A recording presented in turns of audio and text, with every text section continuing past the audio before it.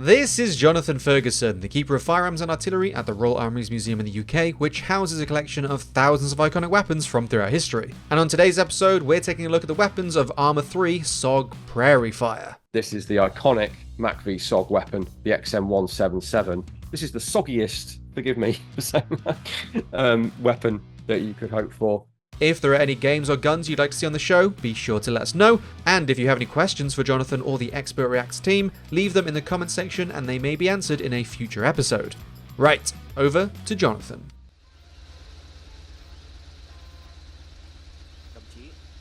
Alright, first up, and this is a very Vietnamese firearm because it's North Vietnamese. This is the K50M.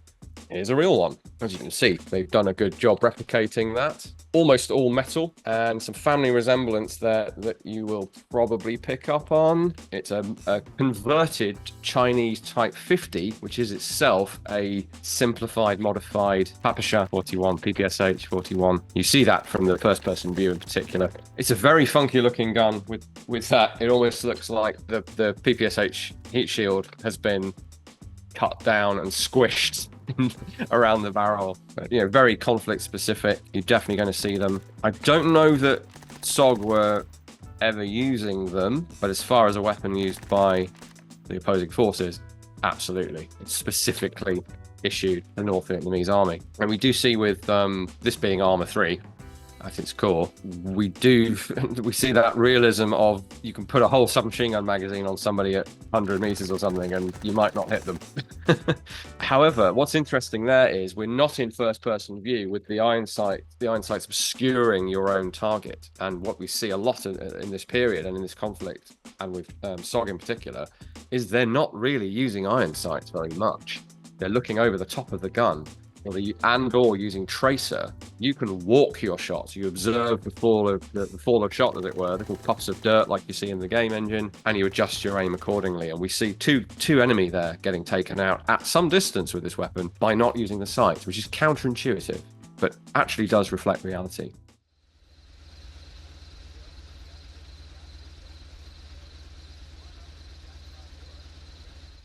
Now, this is maybe not an obvious one. What is essentially a grenade-specific AK from Poland is not that intuitive in this setting. And I actually don't know what the basis for the guys including this one in the DLC was. Here we have one.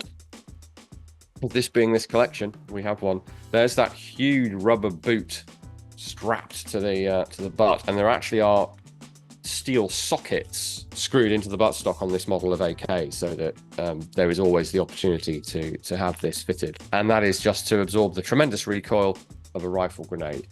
Shooting a bomb off the end of your rifle puts a lot of force into it.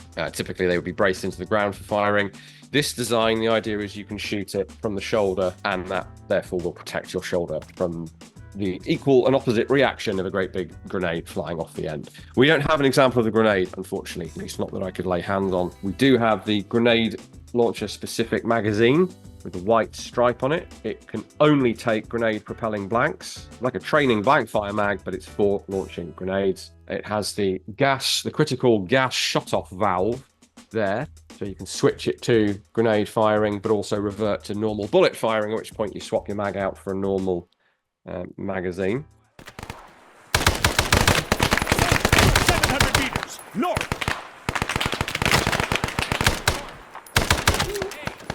Now, I haven't picked up one of our Australian FALs, SLR. This is accurate. We don't have one with this foregrip because ours are just examples. Sadly, we don't have many Aussie ones, and none of them have come back from Vietnam or from other service where this mod was done. Something we see on all sorts of weapons over time is grafting a pistol, often the pistol grip from the same weapon, which is what's been done here, screwed onto the bottom of the hand grip. Great for that kind of waist position, jungle shooting technique that a lot of guys are using, where you look over the top of the gun, or even just look where you're pointing and your body aligned. It's the classic Rambo hip firing, but the real version, where that came from. And this made what's quite a long and relatively heavy rifle more controllable, more pointable, better for sort of reaction shooting in the jungle especially, and still the wooden furniture in this at this point as well. But you can see it has that Commonwealth FAL folding cocking handle that I believe the Canadians actually invented, and then the Brits and the Aussies incorporated. Sounds good. It's hard to convey that punch of something like a 7.62 round, depending on your sound system, of course. But relative to the other weapons in the game, this does have some punch, some meat to it.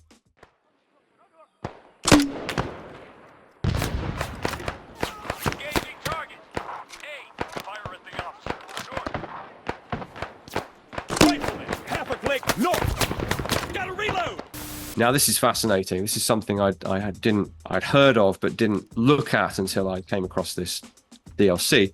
Went down the MACV SOG rabbit hole quite far. The piratical sawn-off M79. I'd heard that they existed. I was a bit skeptical that it was more than just one person experimenting. Nope. These guys did all sorts of crazy stuff and kept what was found to be effective. And an M79 sawn off either just the buttstock. I mean, the grip of the character there is far too loose, but that's a limitation of the engine, I think. Either just the butt sawn off, keeping the longer barrel, or in many cases, the barrel sawn off as well, losing your leaf sight and just relying on good strong wrists and experience and practice of how that round arcs. It meant you could carry it as essentially a sidearm without the bulk and weight and hassle of a full-size M79 if you didn't want or couldn't easily obtain an underbarrel launcher on a carbine. Surprisingly common that these were carried and used.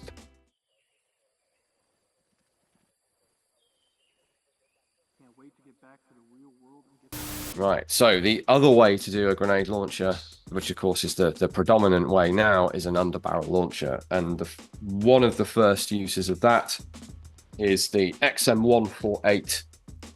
Here is one of ours, and it's fitted to the full-length rifle that, as you'll see in the game, works in a rather different way to the 203. So press and pivot to unlatch and then slide forward. It won't necessarily be that evident from the first-person model, so I thought I'd show you. And so the barrel sticks out, so that's its firing position, that's its loading position, and that opens up the back for you to insert a round. Latch that down.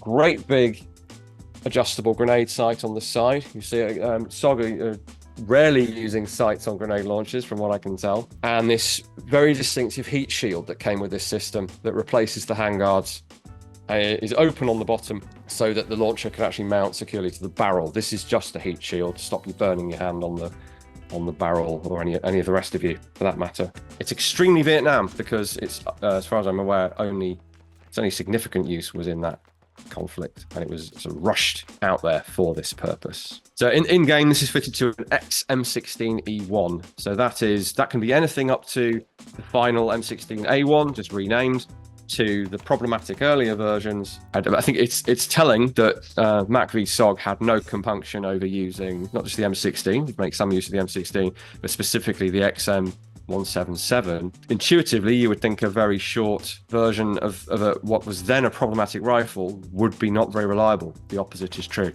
They seem to have found it bomb-proof reliable. And we see when the grenade launcher is fired, this is literally just looking over the top of the gun from experience and pulling the grenade launcher trigger, knowing roughly where that grenade's going to land. They're not even fitting the sight to the side, I don't think. So John Stryker Meyer talks about in one of his books about showing up at camp, joining a S.O.G unit with the full-length M16, and eventually, or fairly quickly, giving that up in favor of this. This is the iconic MACV S.O.G weapon, the XM177. This is the soggiest, forgive me for saying that, weapon that you could hope for. They mostly all carried this. Now this was lengthened to take that grenade launcher that we're seeing there. So there wasn't enough barrel length on the E1 to actually mount that XM148, so they lengthened the barrel purely for that purpose. It also had a benefit in terms of function, accuracy, that kind of thing. This is the granddaddy of the M4, the load of so-called Car-15s in the meantime. But it's light, it's handy. 20-round magazines typically. 30-round magazines were not commonly available. And the game models the fact that nearly all of them took out 2 rounds to make the spring more reliable. That was seen to be necessary. So they were mostly stuck to 18 rounds, but they were carrying like a dozen to... one guy carried 50, and he loaded them full as well. So he carried 50 20-round magazines into action. It gives you an indicator of the threat they knew that they were facing.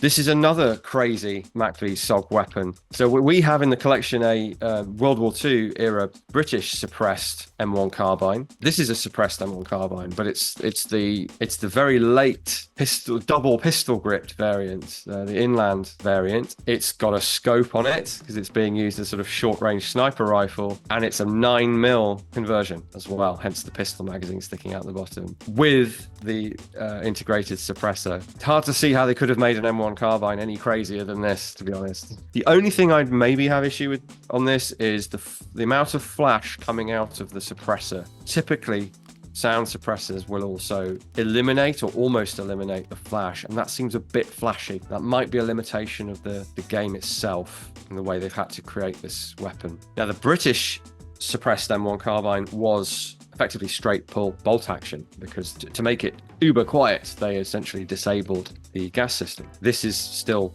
semi-automatic, so a bit of a niche weapon, but the reconnaissance missions these guys are doing called for use of suppressed weapons, or at least some of the guys in the unit to have suppressed weapons.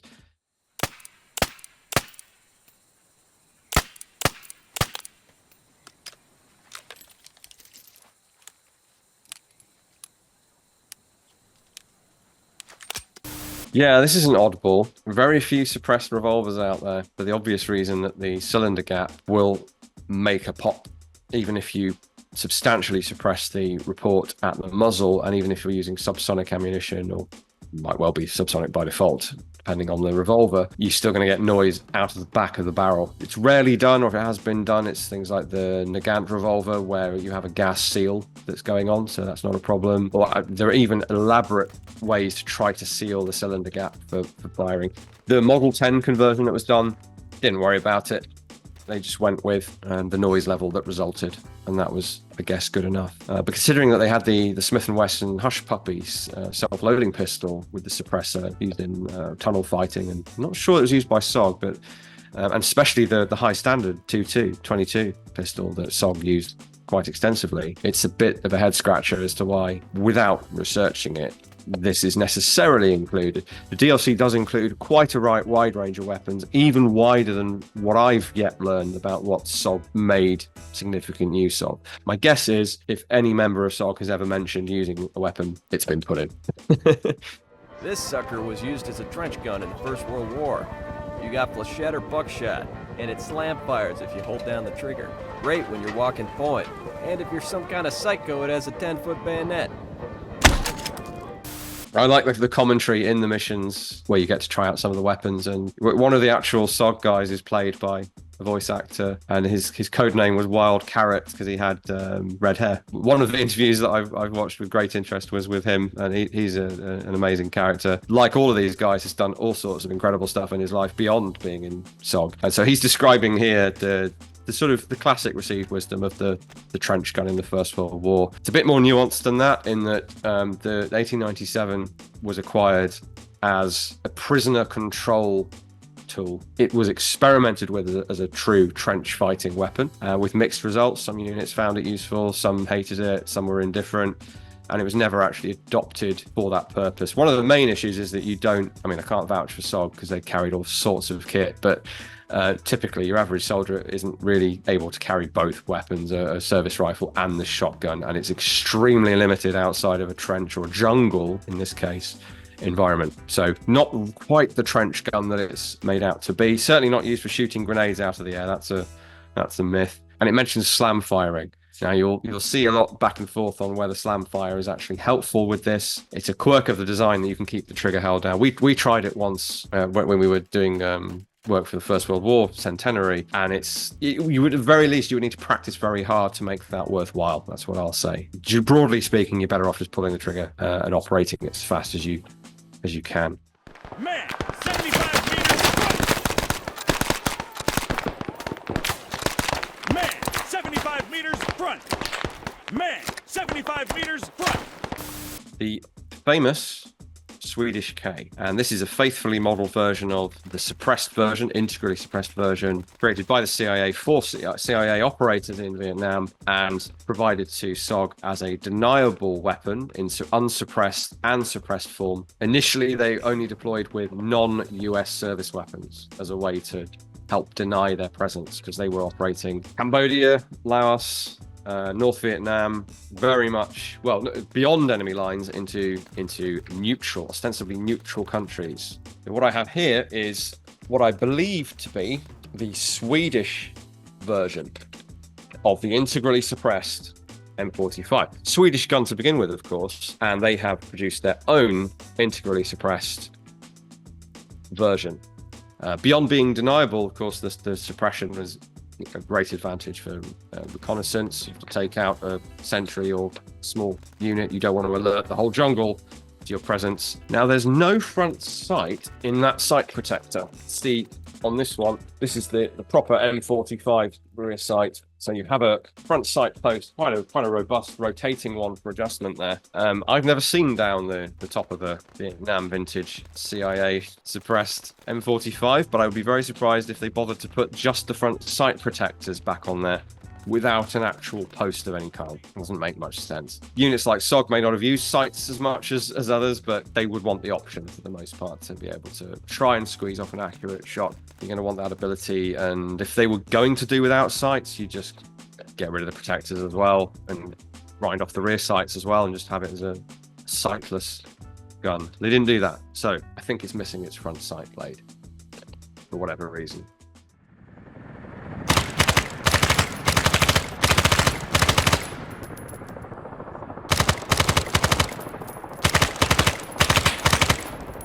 Now, this is a really interesting aspect. The shortened RPD is kind of somewhat infamous as a American capture Vietnam weapon, quite strongly associated with S.O.G specifically.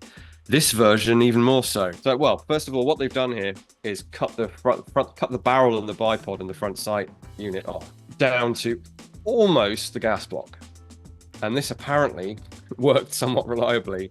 And there are photos of guys using them, accounts of them using them. You had the ability to carry 100-round drum belt box on this thing, and they extended the capacity to 125 rounds. Both of those are available in the game, should you have the weight capacity to carry them. And you can see why they did it.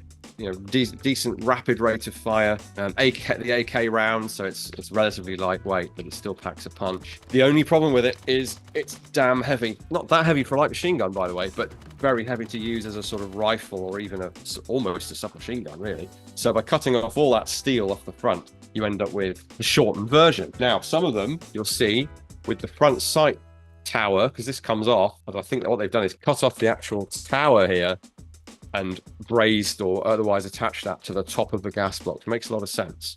And that way you get a bit of you still use your sights. What Ken Bauer did, his codename's Cid, hence the gun is nicknamed after him, is, as far as I can tell, just wasn't bothered about sights. They weren't using sights for this kind of weapon. So he didn't bother getting the sight reattached.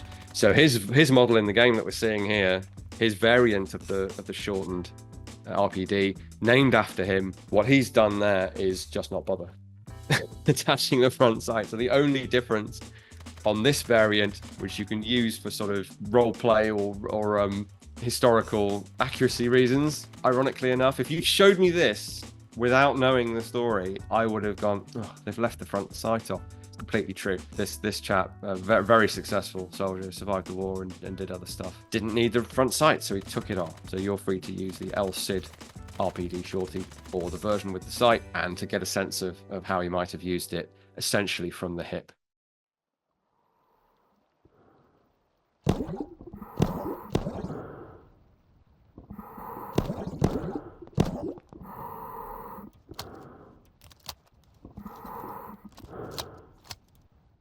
Now, this is something I know very little about and haven't got to in the game as yet. Vaguely aware of its existence. And the only underwater gun we have here is the HK P11. So I can't really speak to its accuracy, but these guys know what they're doing. I'd be surprised if it isn't as close as they could get it. Very different reloading system to the later P11. You've got a sort of cluster of barrels like on the P11, but you're loading it in through a gate on the side of the gun, not replacing the whole top of the gun.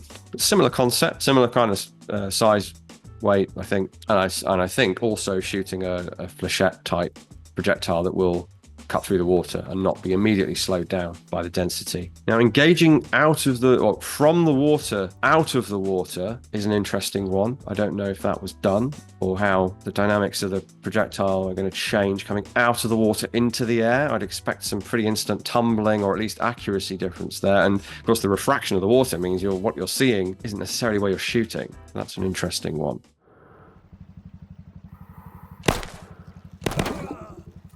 Right, guys, I hope you enjoyed that one. That's something that Dave and I have taken an interest in and thought it'd be fun to dive into. Absolutely can't recommend enough checking out not only this amazing DLC that these guys have come up with as a tribute to the people that fought, but also some of their same source material that they've used. So if you watch some of the incredible stories on YouTube, get hold of some of the books that these guys have written. So check all that out.